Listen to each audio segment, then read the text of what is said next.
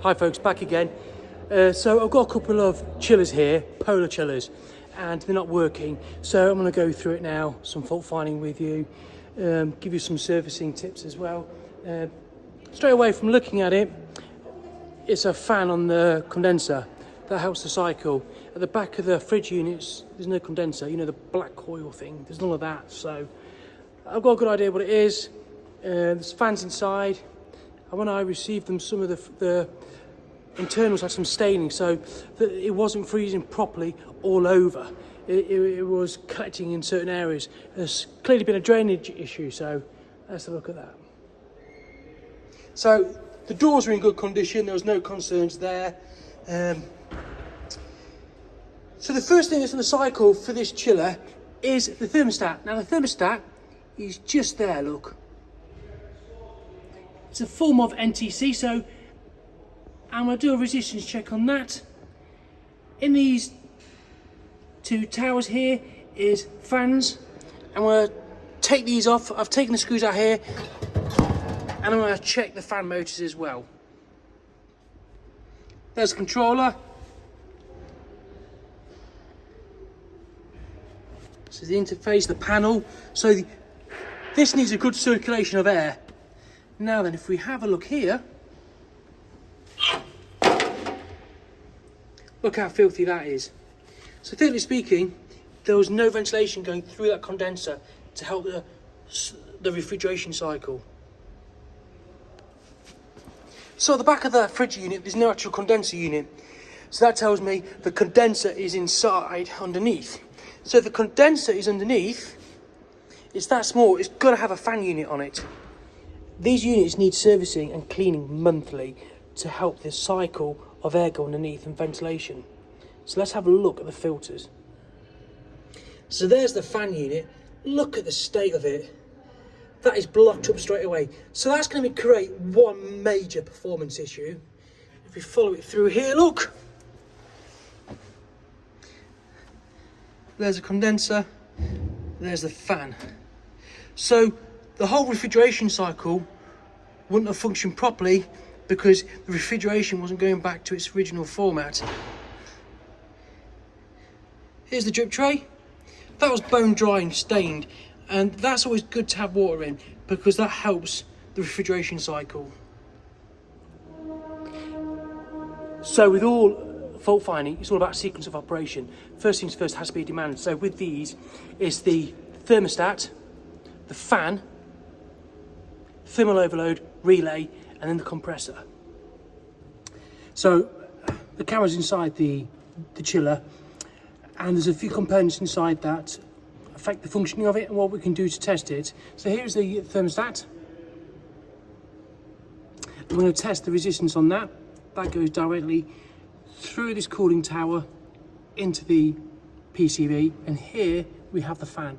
And what the fan does, it circulates, so there's no stratification inside the chiller. So let's test these components now. I've undone the screws on the side so it can come off. And there it is. So here's the fan. These are all the same. Usually you can feel these overheat. Sometimes you might be able to twist them, get them going again, free them up.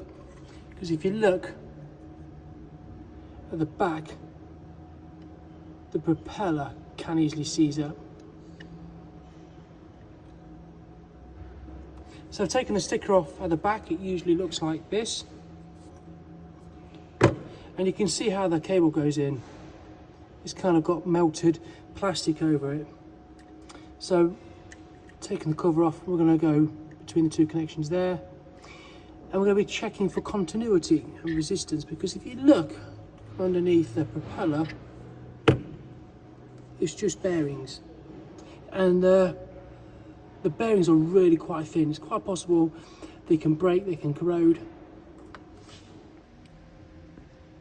Multimeter is set to ohms, resistance 20k. Here's the thermostat, and I've unplugged it from underneath the panel.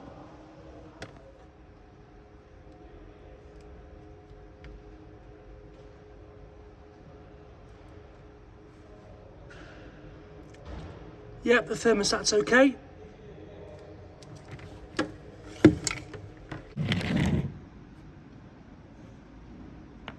Here's the fan.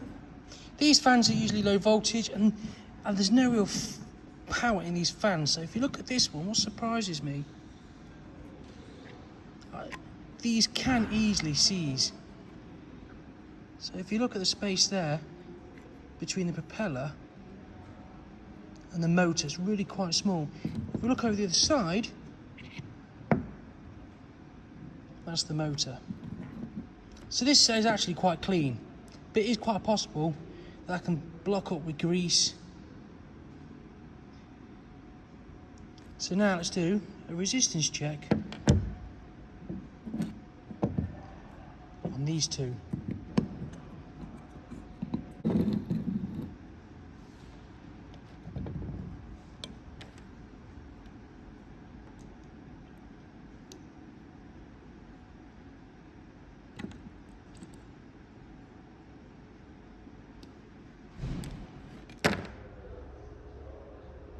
So I'm going to drain the refrigerant out of it.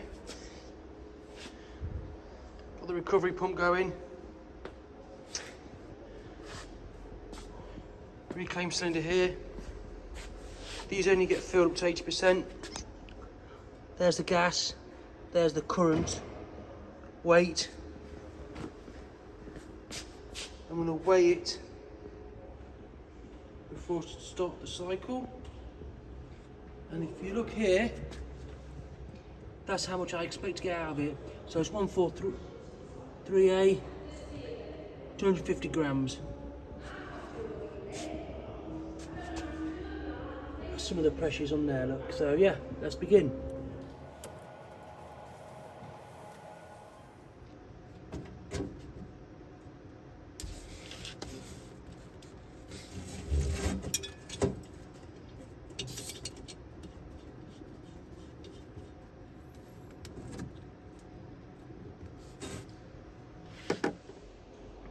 So, chillers, freezers, air conditioning units, heat pumps, in order for them to work efficiently, you have to have that refrigeration cycle, don't you?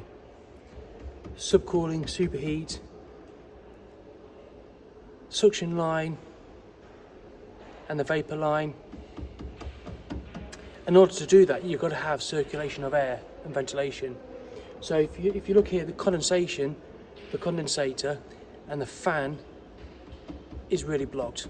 So every month, the manufacturers recommend that you clean the ventilation going to the condensate. There's the fan, that's for the free flow of ventilation. Look how filthy that is. So there's a condenser, all the ventilation for it. Come through, got ventilation here, underneath at the front. But look how filthy that is. Let's put the torch on it. Nothing going through there. Nothing going through. So the refrigeration effect is not going to happen, because that's not going to change the state of the refrigeration. So that is going to be affecting the performance and the efficiency of the chiller.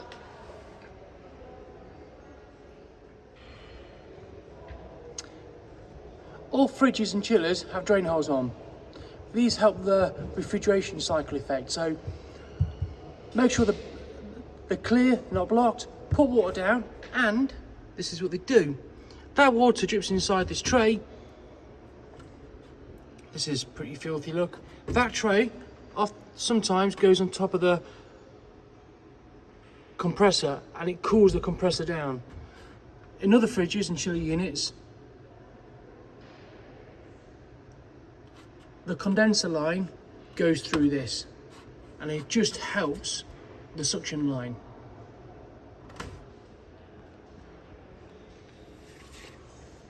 So let's look at the data badge. 240 volt. The serial number on. R600A, so literally LPG. So this is a flammable refrigerant. It's only got 100 grams in. wire diagram like that. Notice how it goes to the fan and it goes to the thermostat first. So basically, the reason why that is, first thing it's going to do is going to go for demand. This fridge operates at a climate class at 4. So basically what that is, that's the operating temperature inside of the atmosphere. So climate class 4, that's designed to work at, say, in an atmosphere of, say, 40 degrees. The reason why they do that is because it affects the efficiency of the compressor.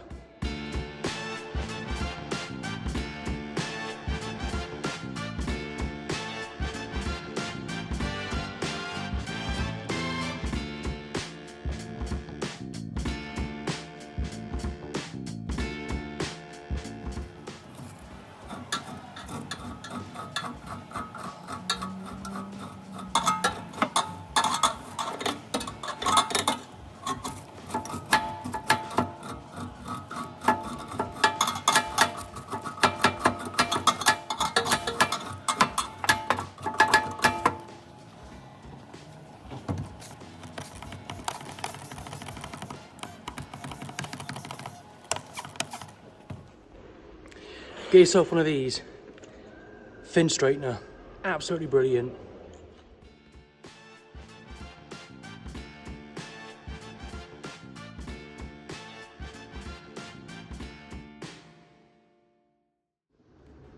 So I've taken this apart. So the water from the bottom of the chiller or the fridge would drip into here. And if we look underneath it,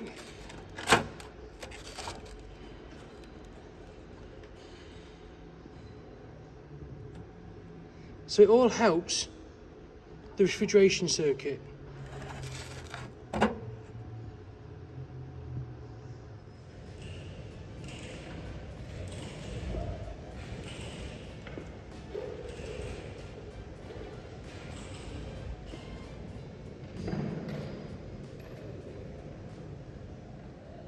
See, we've got the dryer. Now this prevents particles and moisture getting into the compressor. If this is blocked, it will reduce the pressure and the flow going to the compressor and in the suction line. So if this is blocked, you'll see abnormal temperatures, so the suction line could become frozen. Another sign is that there'll be a temperature difference going across the dryer. 1 or 2 degrees, that's all.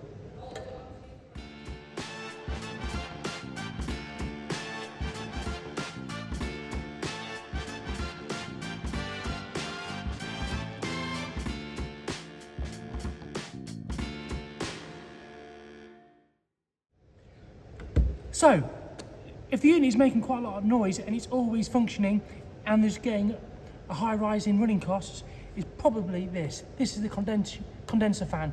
This fan removes the heat. So this fan helps create that cycle of subcooling and superheat. So if this is faulty, the compressor will get hot,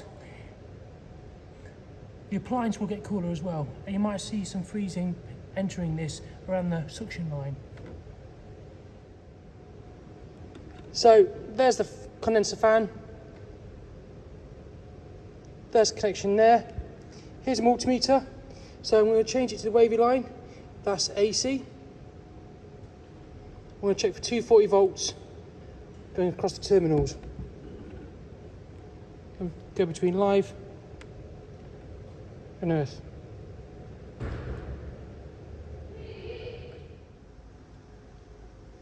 Here we have the fan motor. So I've taken the propeller off from the cage, undo the 4 screws. I'm going to separate it now. So you can see it's just a bearing underneath. People forget this. There's the right winding mechanism in it and the magnet. So you can, if it's really desperate, clean that surface up again. Clean that surface in there. Just check the windings and you might get some more years out of it.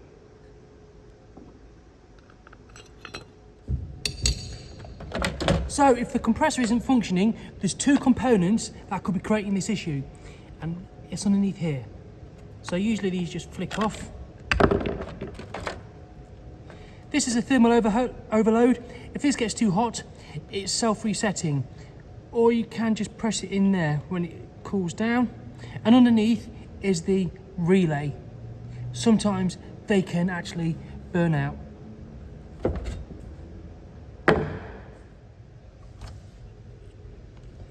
Here it is, so I'm going to undo it at the back. There's thermal overload and there's a relay, so let's just check the resistance on that.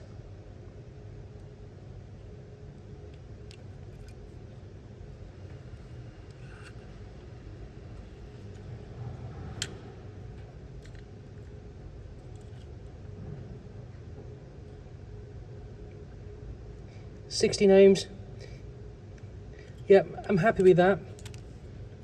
So all a relay is a fine coil going around just to really stabilise the electricity supply. And the thermal overload, that's for when the wiring and the bearings and the compressor gets too hot. So let's check the overload for resistance at 200 ohms. Ohms is the horseshoe look.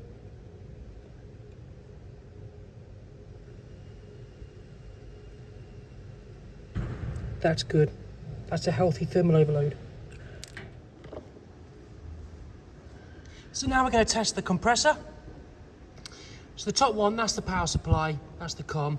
Here you've got the starter motor, and here you've got the run. So the starter motor just here, that has the lowest resistance. Basically, all that does, that creates warmth, magnetism to create a link in the motor for the run side here. So now I'm going to test it. The multimeter set to 200. And there's a few things you can do here. So I'm going to go COM to starter, 13.4, COM to run, 13.5.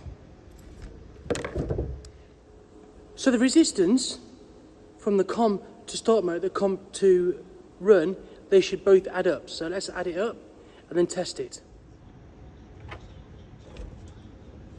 So adding the resistances up from these two links, the whole circuit should be about 27. So that's adding the resistance of both links. And here we go. Well, let's see what we get.